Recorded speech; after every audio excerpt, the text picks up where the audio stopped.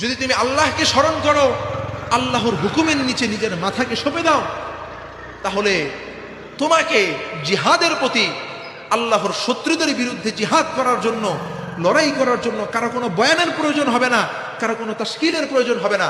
বরং তোমার ভিতরে লুকিয়ে থাকা ইমানই তোমাকে আল্লাহর রাস্তায় জিহাদের মধ্যে শরীক হতে বাধ্য করবে। আমার মধ্যে ইমানি জোশ কতটুকু আছে, আমার মধ্যে তাকওয়ার জোশ কতটুকু আছে, আমি কি পরিমাণ কবিরা গুনাহ করতেছি, আমি কি পরিমাণ আল্লাহর নাফরমানি করতেছি, আমি কি পরিমাণ আল্লাহর হুকুমের বাহিরে চলতেছি, এই সকল কার্যকলাপের কারণে আজকে আমাদের মুসলমানদের এই অবস্থা। আজকে মুসলমানদের প্রায় 57টি ভূখণ্ড রয়েছে, যেই 57টি ভূখণ্ডে প্রায় 200 কোটির মতো মুসলমান আছে। যেই 200 কোটি মুসলমান কিন্তু অনেক সংখ্যক।